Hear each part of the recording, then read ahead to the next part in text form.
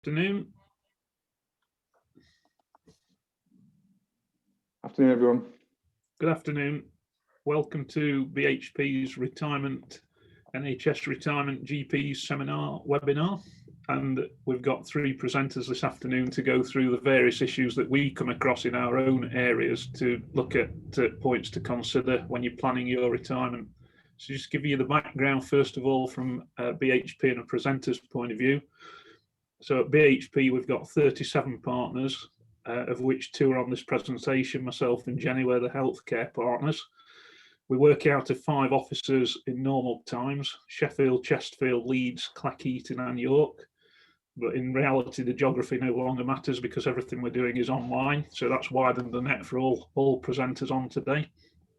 And we're literally talking to people around the country. So from the healthcare point of view, we're dealing with about 90 GP practices, numerous locum GPs and hospital consultants, and we've got a team of 30 people doing nothing but GP-related accounts, tax and pension admin work. If you want to follow the latest finance information on healthcare matters, please get on LinkedIn and Twitter, which we're both on regularly, and it's a great way of keeping up to date on what's happening in the healthcare world. We've got Nick with us from BHP Financial Planning today. So Nick's area is pension and investment advice, and Nick leads a team of specialist advisors. And just to emphasise, it is specialist because as accountants, we're not allowed under our professional rules to give investment advice. That's why Nick and his team have to go through various specialist exams to be able to sit and talk about what Nick's going to talk about today. At the end of the webinar, we'd be pleased to get any feedback. We are planning a series of healthcare webinars, and no doubt Nick will be back with us at some point to go through more pension issues, because for most of our GP clients, the NHS pension is a major interest. The plan is to take questions and answers at the end of the session, and there'll be the box there on Zoom to put the questions in, please. And we're looking probably 15 minutes at the end to go through any issues and feedback to you at that point. So just to introduce the 2 speakers, and I know they can't wait for the introduction. So Jenny Hurst is an expert on retirement planning as an accountant. She has a very specific date in mind for planning, even though she tells me she's years away from the date at the moment. I'll let Jenny explain that when she gets on shortly. As far as Nick's concerned, as the financial planner, is obviously in a different world from the 2 accountants who are on this presentation today, because if you hear any background noise, it tends to be his butler when we're on Zoom meetings with him. I wish. And usually it's the latest delivery arrived at home. As you can see, we're all at home still. You might also hear the dog in the background reacting to the latest delivery person and just having his latest meal. So Nick claims he hasn't got a butler, but we don't believe that. Over to you, Nick. Thanks, Colin. Yeah, so as Colin mentioned, I'm Nick Brier. I'm a chartered financial planner and chartered wealth manager. I've been with BHP for over 15 years and became a director of the financial planning arm 10 years ago. I spend most of my time helping individual clients with their financial and retirement planning. And over the years, I've helped a large number of medical professionals navigate their way around the nuances of the NHS Pension Scheme. This session isn't intended to be technical. It's more about trying to provide a clear track or framework to think about your retirement planning. I'm going to pick up as Colin mentioned, the pension related issues, and that will include looking at some common mistakes I see when GPs try and do their own retirement planning. And then Jenny and Colin will then cover any tax and accounting issues. We'll then finish off with a brief summary, and as Colin mentioned, we're also hoping to allow a decent amount of sort of time to pick up and sort of deal with any questions. So what I'm going to try and do now is get the technology to sort of work and share some slides with you. So hopefully you can, slides will sort of come up at your end. So we've done the introductions and the sort of the background. So at a very basic level, when I think about retirement planning, it's all about kind of trying to match up how much retirement income you're going to get against the amount you're going to need to be able to afford the lifestyle you want. So that's incredibly simple, but in my experience, when it comes to the NHS Pension Scheme and GPs in particular, with regard to retirement planning, what cuts across this simplicity is all this stuff.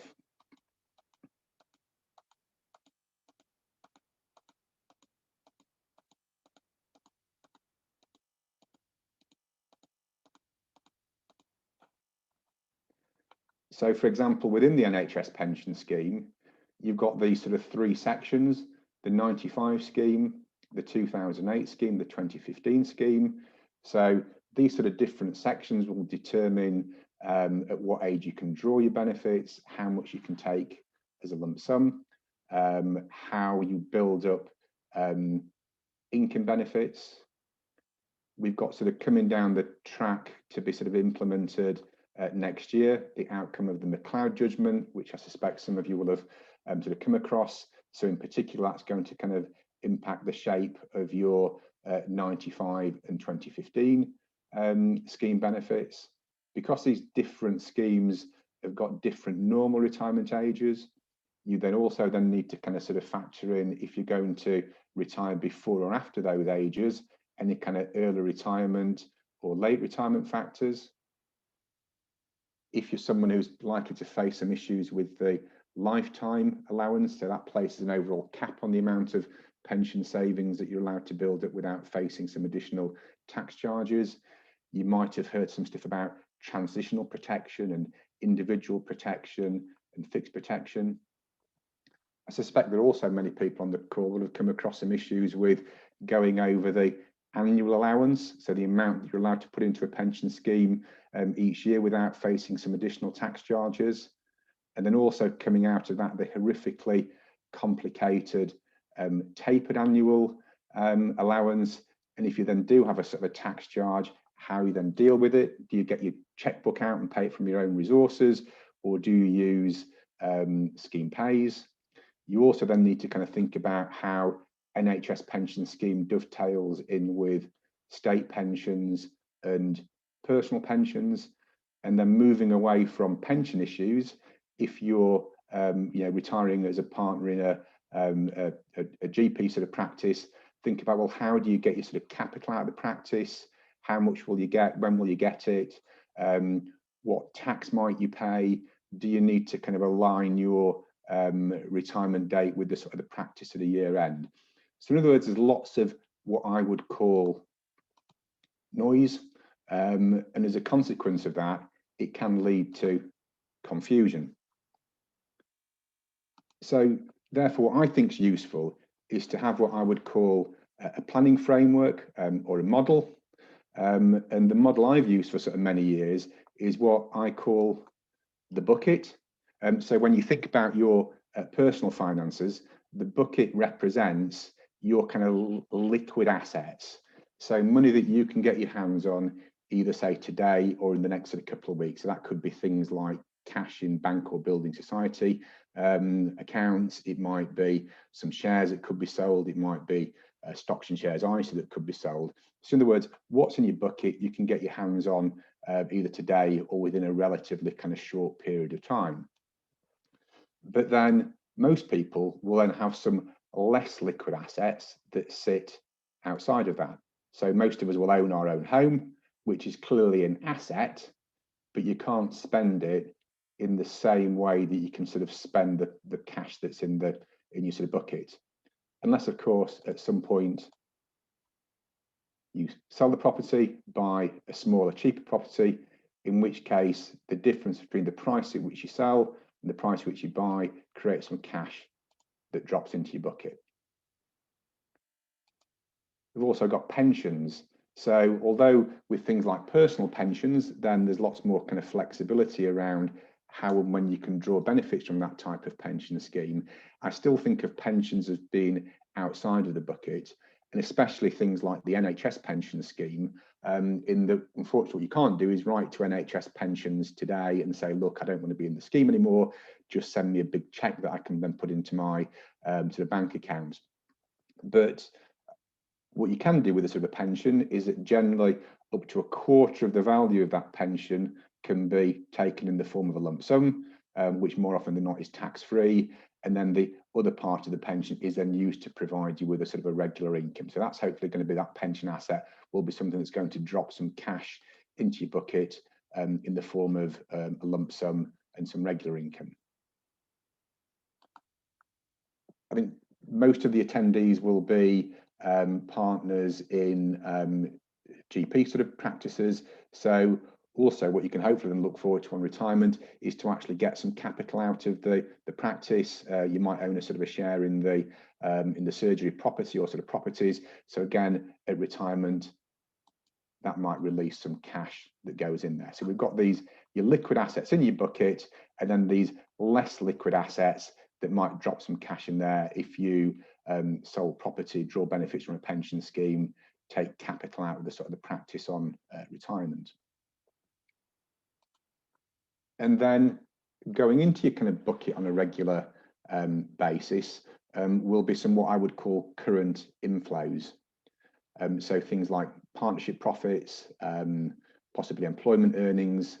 You might have got some property or investment assets that are providing some rental or investment income.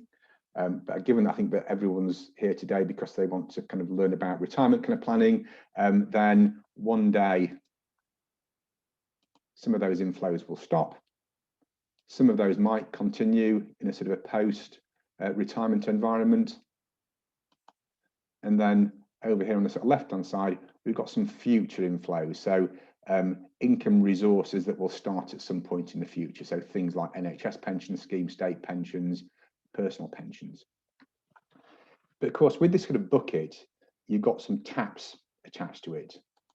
So first of all, to cover the costs of our current lifestyle, so how you're spending your sort of money at the moment. But then when you retire, that current lifestyle tap will stop and will get replaced with another kind of tap that sort of represents your retired phase of life. And I found over the years, if I can look at clients, I look at my own parents, I look at parents of friends, is that very broadly speaking, I think that retired phase of life might kind of fall into two phases.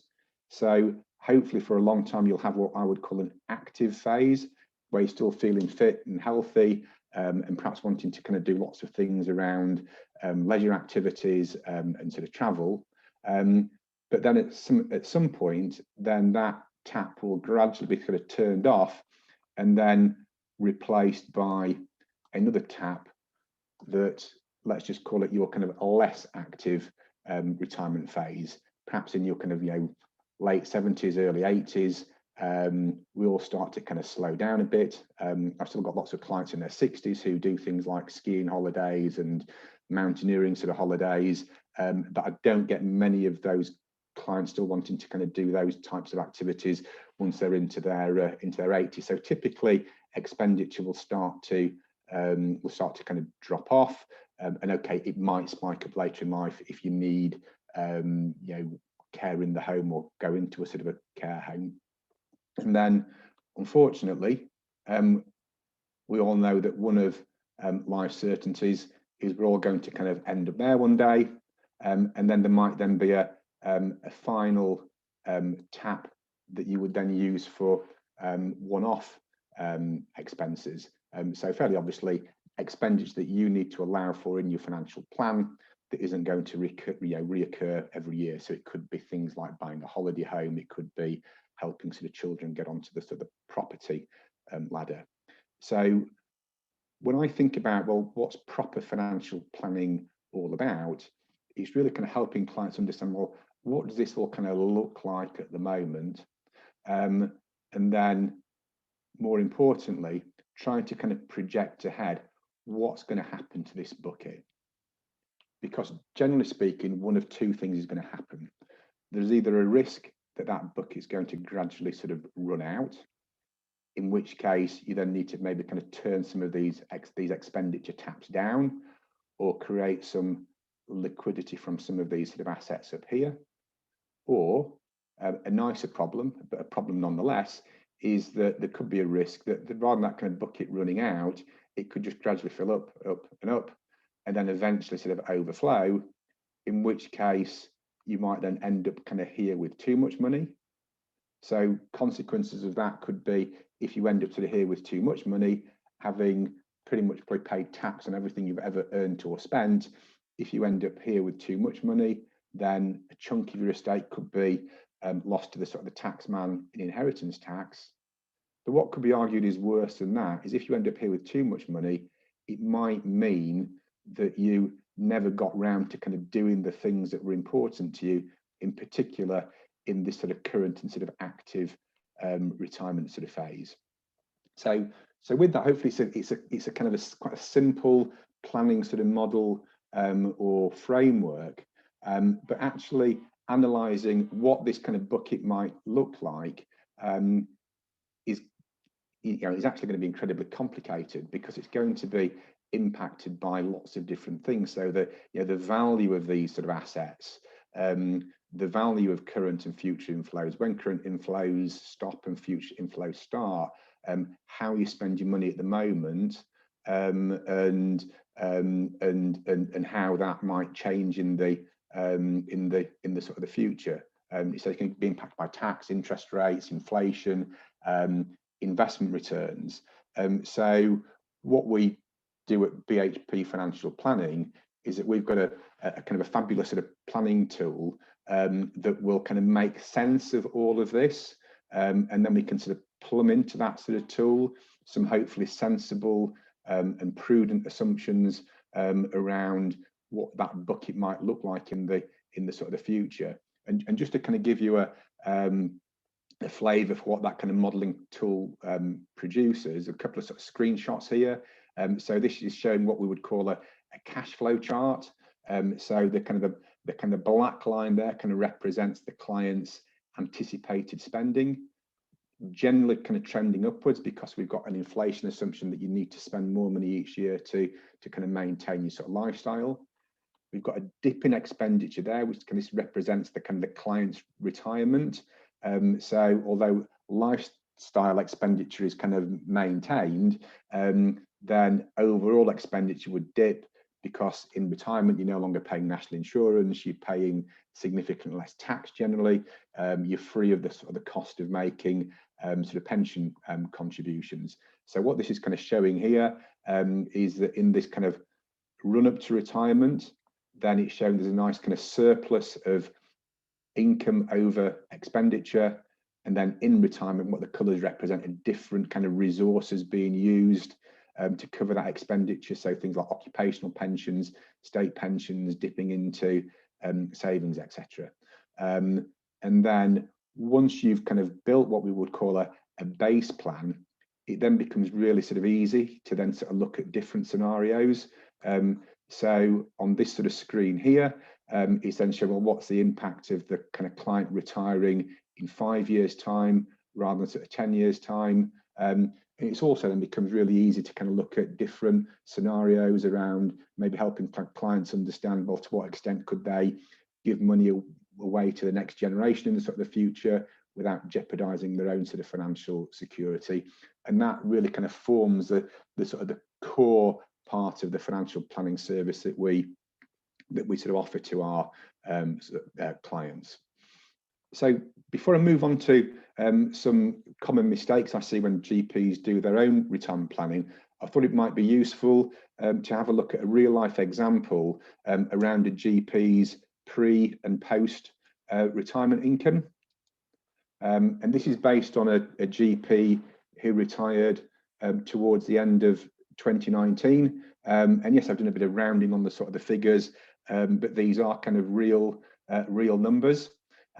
So pre-retirement, he got gross earnings of 135,000, which then dipped down to 65,000 pounds when he took his benefits from the sort of the NHS Pension Scheme. So when I look at what I call the gross replacement rate, so looking at gross income pre and post retirement, then his gross income had more than halved. But we all kind of base our lifestyle, what we can we can't spend our gross income, we can only spend our sort of net income. So what I thought was quite interesting is to look at, well, what was his sort of pre-retirement net income? So we can see there paying over £35,000 in tax and national insurance, almost £30,000 a year in NHS pension contributions. So his net income was just over £70,000 a year.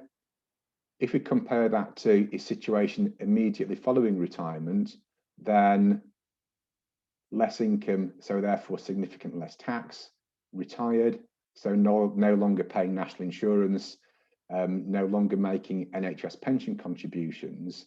So his net income was 51,600 a year. So that represented almost 75% of his pre-retirement sort of net income.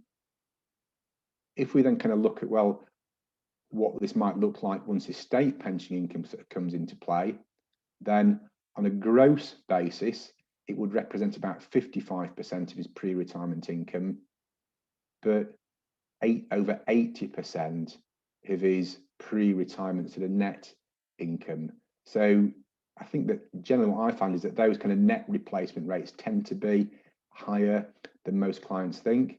And also for this particular sort of client, he was a member of the 95 scheme. So as well as getting that NHS pension of £65,000 a year, he received a lump sum of close to sort of £200,000. So again, if that net income there wasn't quite enough, there's a pot of money there that you could eventually look to sort of draw down on. So I'm now going to finish off my part of the webinar by looking what I would view as potential mistakes that are made when GPs do their own retirement planning.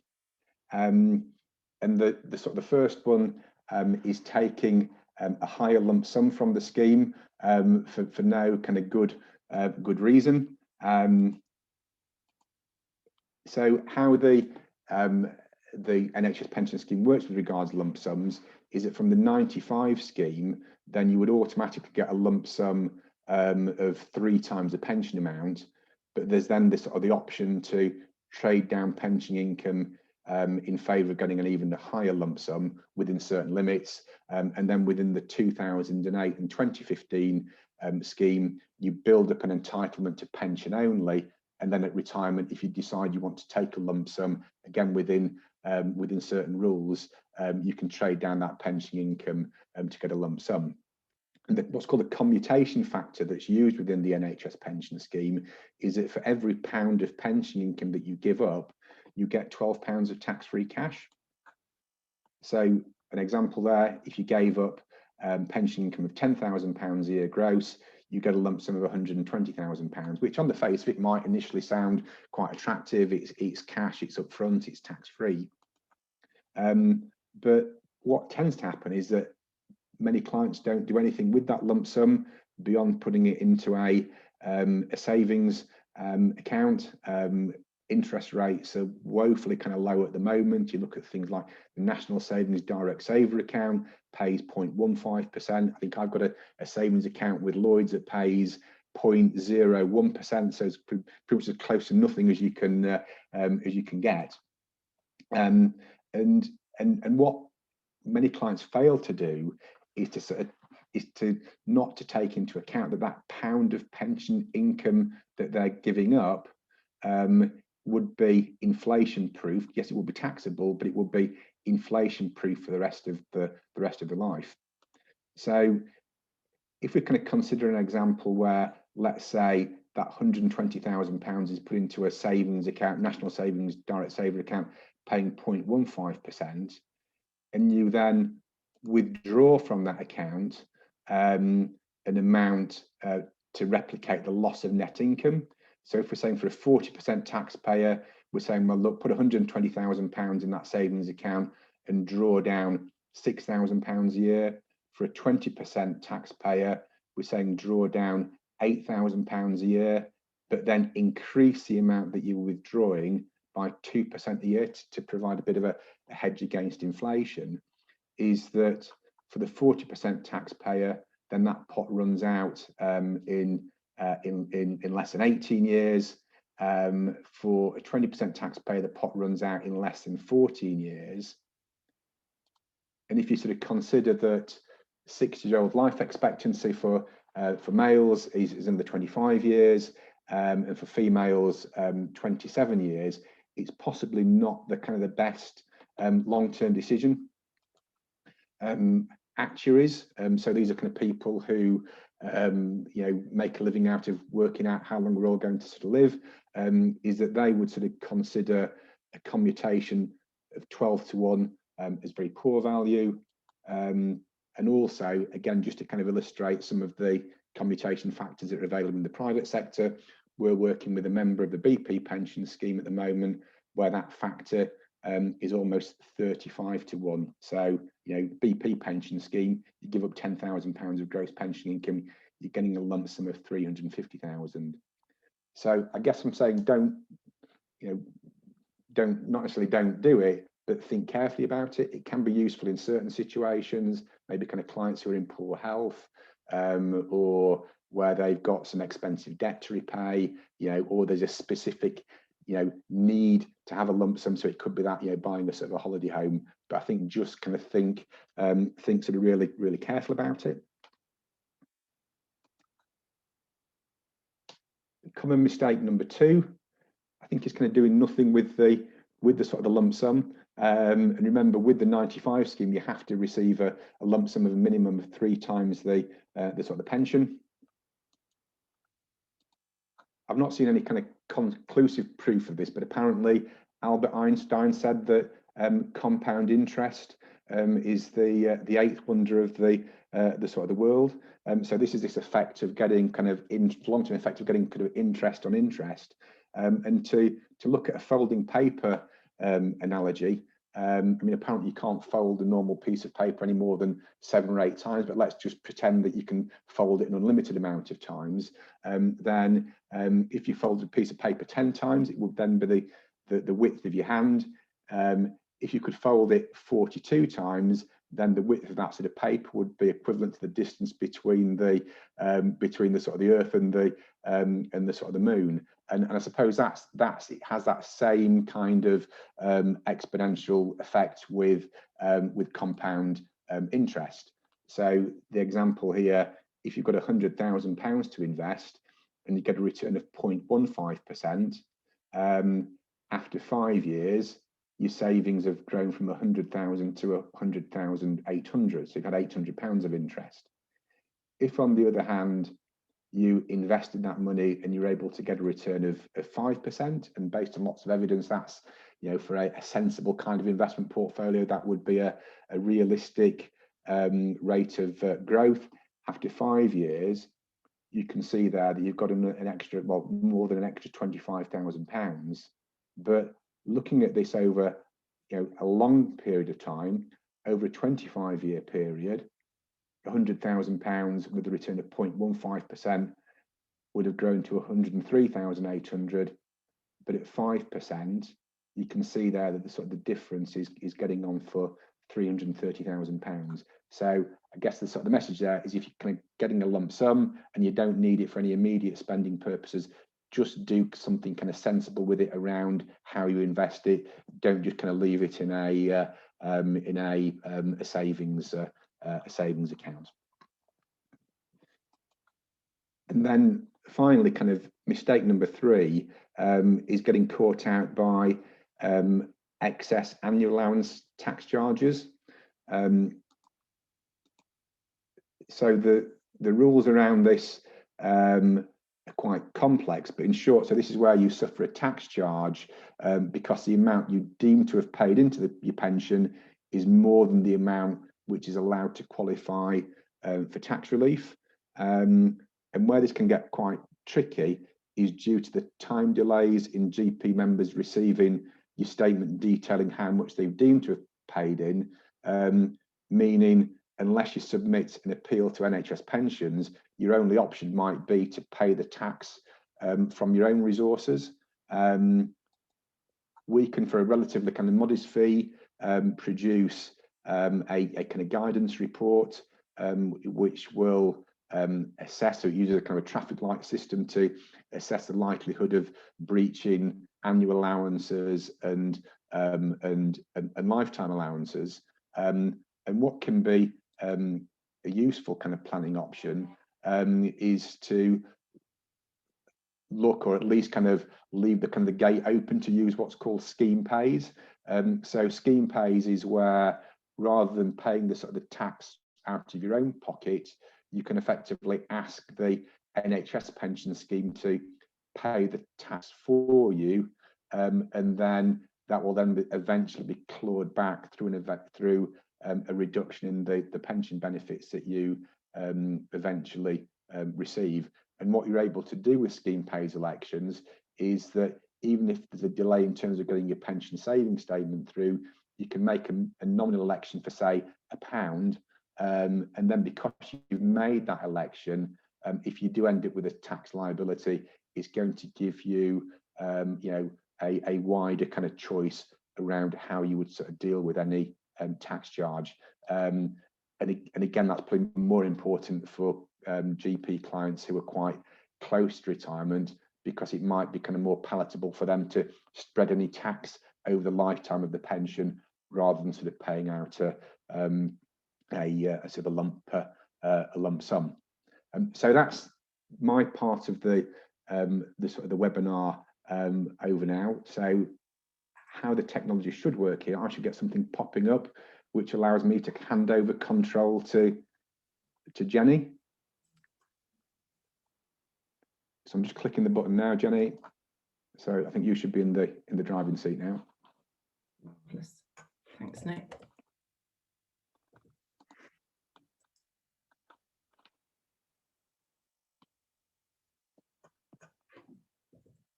Should be.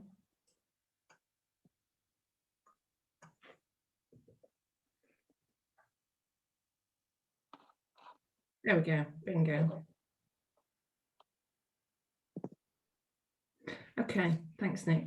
So Colin and I are going to pick up on the accounting and tax issues surrounding retirement, but really the accounting and tax issues should come last, with the most important issue being lifestyle, really, and when do you actually want to retire, and planning that date. Sometimes it can be linked to a life event, big birthday, or perhaps arrival of the grandchildren, perhaps, and then the pension planning would then make that happen. So really the accounts and tax come after that, and I think it's important not to let the tax drive your decision on when you retire.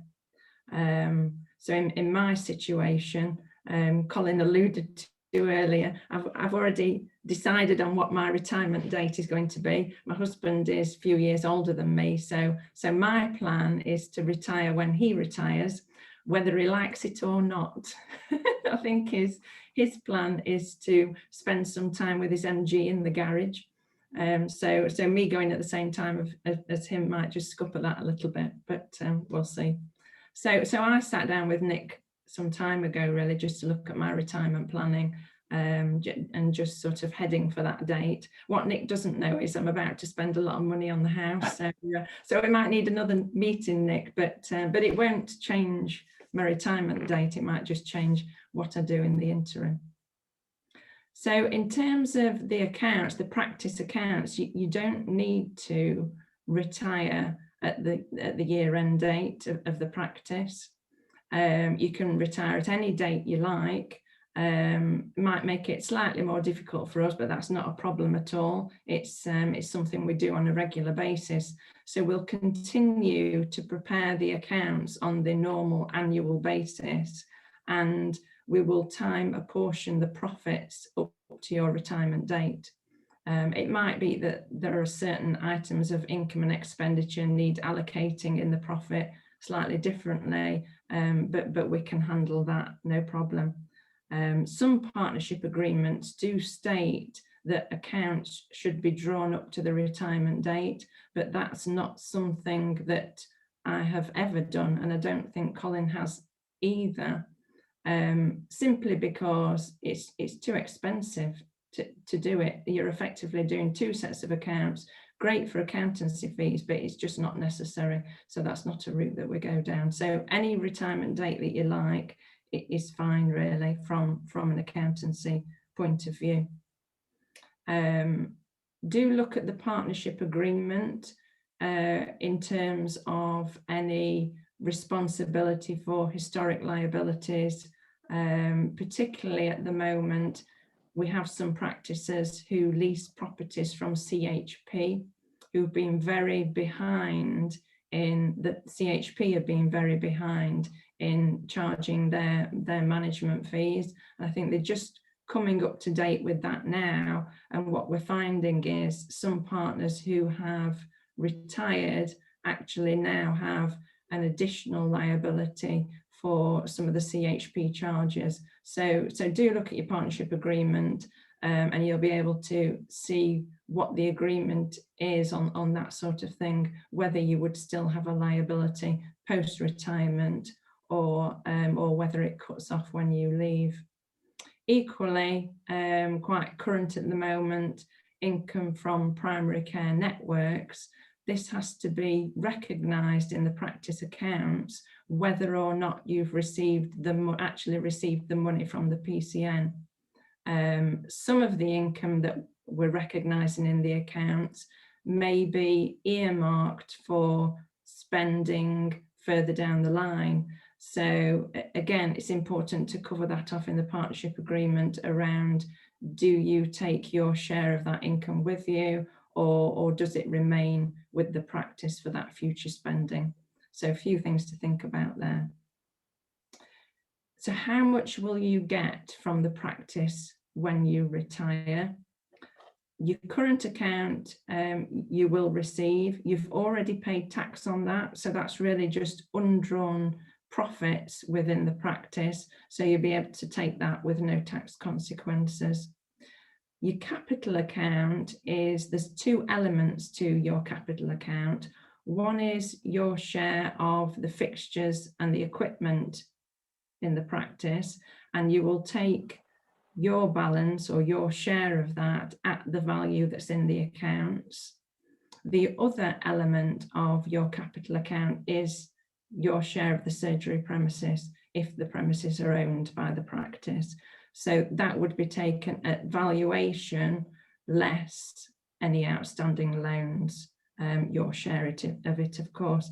Colin's going to pick that up in detail a little bit later on, so I won't say anything more about that.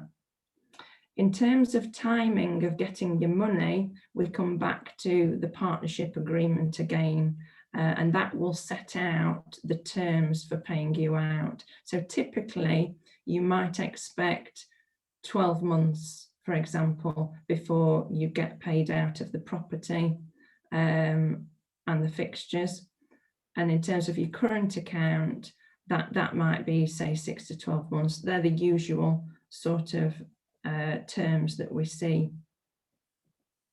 There might be a delay in calculating the final amounts that you're due to from the practice, and we're often waiting for the final accounts and also waiting for your final pension certificates as well to know the precise amounts that we need to pay out to you.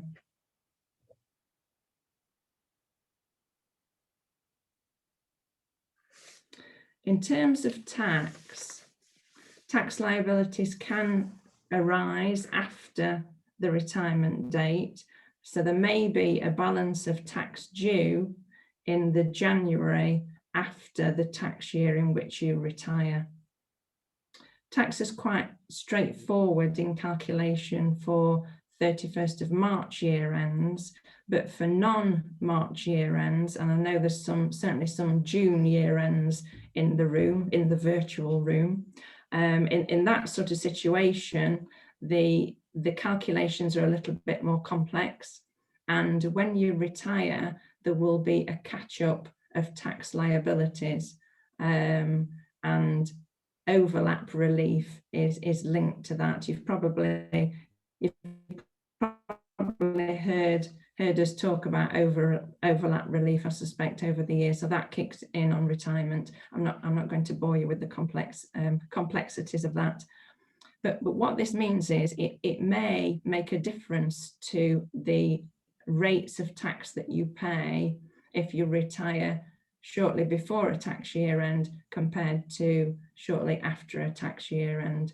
But that's something that we would look at with you when you are planning your retirement. So it is important, particularly with a non-March year end, that we do a tax estimate for you before your retirement, so you know how much you're looking at. So final thing from me is planning for the actual tax payment. So this is particularly important where the partnership would normally pay the tax for you. The usual scenario is until you've received your payout from the practice, then the practice will continue to pay your tax liabilities. But it's important to have that tax estimate in advance so that we know whether there are sufficient funds in your partner's current account to enable the practice to do that. If there isn't, then it will become a personal liability for you to pay yourself, and that of course will affect your cash flow, and so it's important to just be aware of that. So I'll move on to Colin to talk about the premises.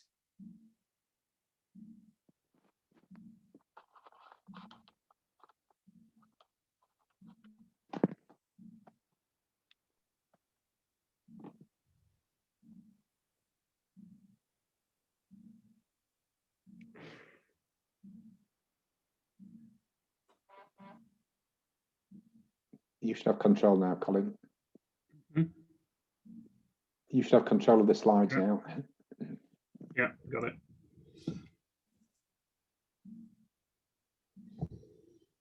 Okay, so now we're looking at the second half of the accounting and tax issues, following on from Jenny's part. So we're going to first of all talk about surgery premises, which as accountants are by far the biggest issue that create problems for retiring GPs, and you need processes in place to ensure that you don't meet these problems. So the first issue is, how do you agree the surgery valuation? And it's very often material money we're talking about. So we'd always recommend appoint a specialist valuer, just like I'm saying about pensionists, pension advisors, accountants, specialists in healthcare. Then there are surveyors out there who just specialise in surgery premises, who have to understand how NHS rent works and how the grants work on the valuation that they do. We're dealing with a geographical area from around North Yorkshire down to Bedfordshire and going west and east of those as well. And I could only name 4 people in that geographical area who actually are the specialist valuers. So it's so important that you find the right valuers to do the surgery premises valuation throughout your career, and particularly at retirement. The partnership agreement should actually set out the process for agreeing the value and how you reach an agreement. So if the retiring partner and the incoming partner have different valuers, you need to ensure before you've got any figures on the table that you've actually got a process to get to an agreed figure, because it is by far the biggest area for fallouts. We've seen 1 or 2 fairly drastic situations between people who have effectively been friends for 30 years and partners who end up not speaking after they've tried to agree a surgery premises valuation. So just to give you a couple of extreme examples, and it's like Crime Watch, this doesn't happen every day, and it could be accountants as well as doctors, but we're dealing with doctors. So we had one practice where they were disputing between the two, but the buyer and the seller were disputing the differential of £5,000 of valuation. It was over 10 years ago, but it still relatively wasn't that material a difference. And they finished in the Crown Court disputing the figures. And as accountants, as the accountant witness, I went along to explain the accounts, which is great news for the accountants, bad news for the doctors. And the judge said to them, "What are you doing here?" One was paying a locum who was working, and the other was paying his son to do the legal work. At the end of the day, the loser paid £20,000 of barrister fees and about £25,000 of legal fees to try and win the argument over £5,000. And it was just tunnel vision where neither would give way. It's just so important you've got a procedure set out before you ever get anywhere near that situation. And the other example, we had a buyer and a seller with valuations of 400,000 for the buyer, 600,000 for the seller. So 200,000 is definitely worth concentrating on. And these two people had been partners for 15 years and best friends until the older one retired. And they've not spoken since they got the valuations, and they've incurred legal fees in the meantime whilst they try to get to an agreed figure. It creates distrust basically between people who are professional people and done excellent work and had good relationships throughout the career. The other point to watch then when you're looking at the valuer is the costs and who's paying the costs. Is it shared between all the property owners? Is it the seller's cost, the buyer's cost? And just again, get that into the partnership agreement before you get to the position of selling. So that's the actual surgery premises where you own the premises, but don't forget leased premises, which is not an asset, but you'll have your name as a retiring partner on a lease. So it could be CHP that Jenny's just referred to. Where there's a lease in place as a retiring partner, you should ensure at the date of retiring that your name's taken off the lease. Otherwise, you're still liable to the outside world on that lease agreement and potential rent costs should anything go wrong. We've got numerous examples of practices that have not updated the lease agreements and then actually find out a number of years later that they've got to trace down the retired partners. We've had one instance where the partner's in New Zealand and the legal fees just rack up at that point. But the main issue for the retiring partner is the potential financial cost. If for any reason the lease goes wrong, if your name's still on the lease, you've got a financial commitment. As far as the tax is concerned, where you own the premises, there's capital gains tax due on the sale of premises when you retire. If you are entitled to entrepreneurs relief, you pay capital gains tax at 10% of the gain, and the gain are the sale proceeds less the cost of the premises throughout your career. So whatever you've invested to buy into your share of the premises is deducted off the sale proceeds, leaving a gain, and that figure's multiplied by 10% if you sell within 3 years of retirement. If you retain the property over 3 years, you'll actually pay it 20%. But you do actually need to see how material the differential is between the capital gains tax of 10 and 20%, because it depends how big a gain it is as to whether it is material, whether you own for more than 3 years or not. You have to bear in mind that loan finance has no effect on the capital gain. So when the premises are sold, generally you'll get your proceeds net of the loan that needs repaying. The loan does not affect the capital gains tax. That's just how you've done the finance of the deal. So it is the gross sale proceeds that come into the equation, less the original cost. The tax is payable on the 31st of January following the tax year end. So if anybody, for example, retired in this tax year to the 5th of April 22, you would pay the capital gains tax on the 31st of January 23. It forms part of the normal tax bill, so it'll be paid along with any income tax liability. So the key from this point of view is getting a tax estimate at the earliest point from the accountant.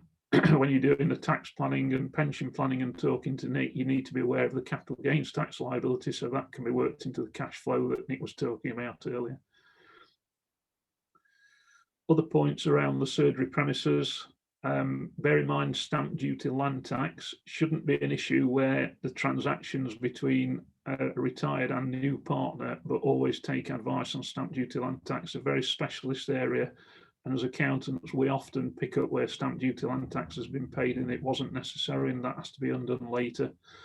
So whilst capital gains tax most people are aware of, stamp duty land tax, you need to ask the question whether it's relevant. It shouldn't be, but you need to take the advice.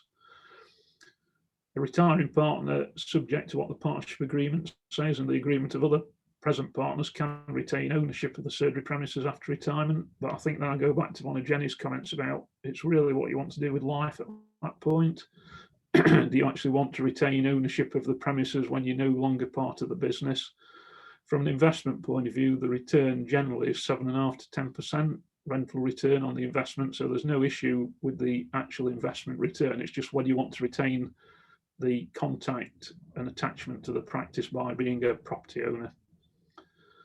And when you're looking to sell, just bear the bank in mind in terms of if you've got a loan, and a lot of GPs do have to finance the buying of the premises originally, the loan repayment and terms need to tie in with your plan of selling the premises. We still see loans that were drawn up in the early 90s where the loan repayment is actually driven at a date earlier than you plan to actually sell the premises, which means refinancing at that point. So just have a look at the loan agreement, and also just keep the bank in the loop. You need to watch for early redemption penalties from the other point of view if you pay the loan off early, and also ensure you're not in breach of any of the loan terms, which can lead to penalties.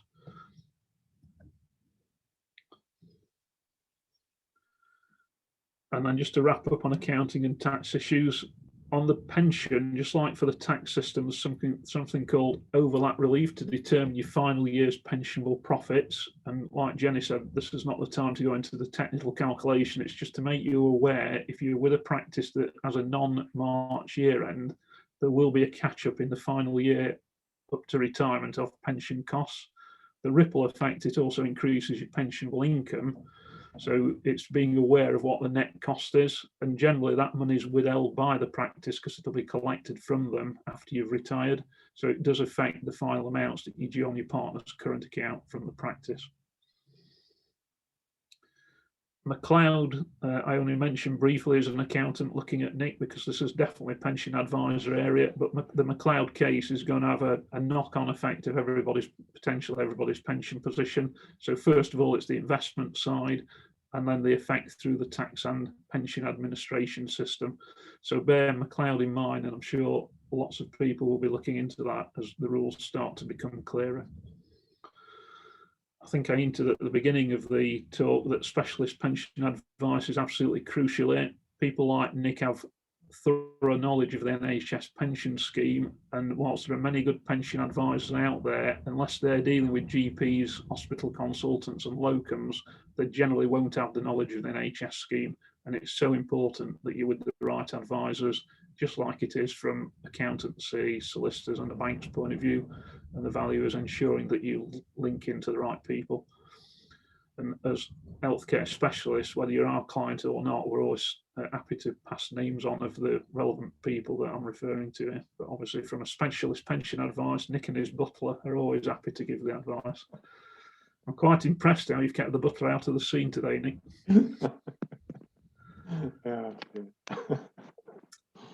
So that's everything from an accounts and tax point of view. We'd be delighted now, because this is quite exciting for accountants. Taking life questions is probably as exciting as the accountant's life gets from a business point of view. So we'd be delighted if anybody's got any questions, if they could put them in the relevant box. And I think, Colin, if I close that down, then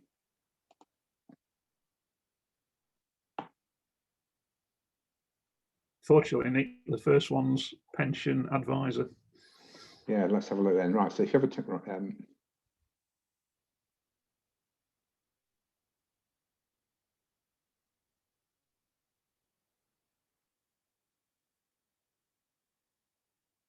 okay, yeah. So,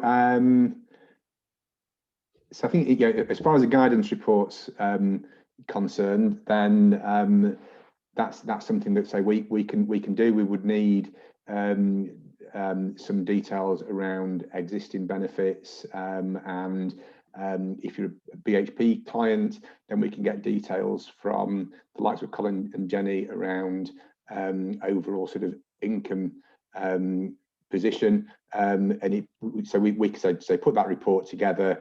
I think the fee we charge is a flat fee of £495, and the Excel.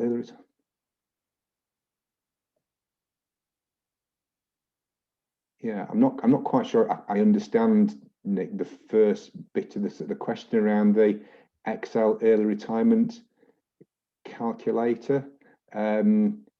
I think if that's a tool that's available on the NHS Pensions website, you can probably rely on it. Yes, thanks, Nick. Yeah, so yes, I think if it's on the website, you can probably rely on that. I think when you're saying the hypothetical pension benefit calculation, then that's something I think on total reward statements where it puts a capital value on your pension benefits, and that relates back to open market annuity rates, so how much it costs to kind of buy a sort of a pension if you went to an annuity provider.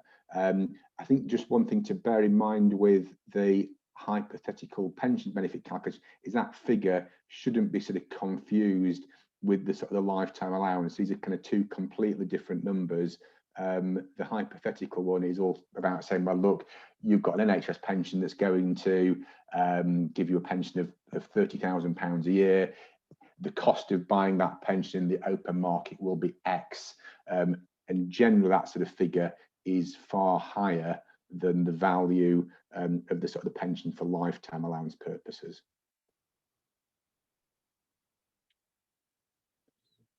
Thanks, Nick. Any other questions?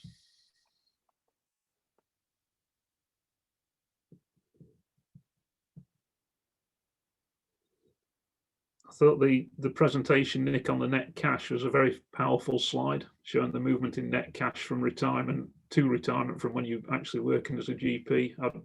I would suspect most people are not aware of the relatively small difference. Yeah, I think that's where they're kind of using like the cash flow planning tool that we use is important as well, because again, for most, not all clients, but many clients, then by the time they retire, then things like mortgages will have been paid off. They're hopefully kind of free of some of the costs of children. So again, we often find that clients can afford to retire and maintain comfortably their kind of their pre-retirement lifestyle. Yeah, we've got a question in the chat column, Nick, which is a pension question. Oh, right, okay. Or a couple of questions actually. So the first one is, can you briefly outline the circumstances when doctors should come out of the NHS Pension Scheme and how common this is these days? Yeah, and I think with that, there's no kind of black and white answer on this. It's just all depends on sort of individual circumstances. So I think one of the key things would be, I would definitely suggest, is don't do this without advice, because if you come out of the scheme, then there could be some unintended consequences around things like death benefits, and especially if you were unfortunate enough to need to kind of retire early on the grounds of ill health. If you're an active contributing member to the scheme, then in certain scenarios, your pension, if you needed to retire early on the grounds of ill health, will be significantly higher than someone who's opted out and become what's called a deferred member of the sort of the scheme. So I think the message is, Kathy, take advice. Yes. Yeah. There's just no standard answer, is there, Nick? That's the problem. No. A question from Neil. I don't know whether you can answer this or whether it's appropriate. I'm always surprised when I see the quoted pension estimates for other GPs, such as the one you showed earlier. Neil's 56 and has 25 years service. We've been historically average earners. In the last 5 years, we have been above average and now earn over 170,000. I was close to exceeding lifetime allowance, so pulled out about 3 years ago. Most pension is in the 95 scheme, but my pension age 60 is about 42,000. Does this seem low? Yeah, okay. I think what I'd say to kind of Neil there is go to NHS Pension and ask for a breakdown of the sort of the calculation. We have sort of come across sort of cases where, because of how the NHS Pension Scheme is administered, it relies on membership data around sort of earnings sort of passing between PCSE and NHS pensions, and sometimes there's a kind of a breakdown in that kind of communication sort of chain. So I think what I'd suggest, Neil, is to ask NHS pensions for a sort of an earnings sort of history and a sort of a contribution sort of history, just to kind of make sure that those have not missed off any sort of years of membership. Yeah, we've had a few issues with that, Nick, where and GPs tend to look at it just before retirement, and although eventually it gets sorted out, they're on estimated pensions for quite a while whilst the income history is sorted, and it can be the very early days of earning when you've been in hospitals or wherever you were training that's missing off the record. So we say to most of our clients, get this updated once a year just to ensure that it's like not checking your bank statement, effectively not getting the update, because you're investing significant amounts. And if you don't check each year whilst it's still fresh, you could be losing pension income. Yeah, yeah. And as everybody knows, Capita are behind this, so it is so crucial it's all checked. Yeah, and again, that could explain some of the sort of the shortfall, Neil, in that when you're kind of looking at what you think might be kind of up to date benefit statements, there actually might be kind of from 3 or 4 years based on data from 3 or 4 years ago.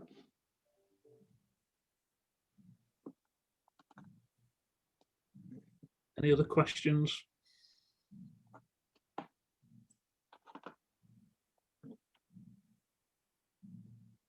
No. I think we'll wrap it up at that point to ensure we keep to the timetable. We'd really appreciate feedback, please, and any topics anyone would like to hear about on future webinars. It does help our planning and focus. So I could say thanks to Nick and Jenny, and we hope to speak to everyone again shortly online. Thank you. Bye. Thank you. Bye.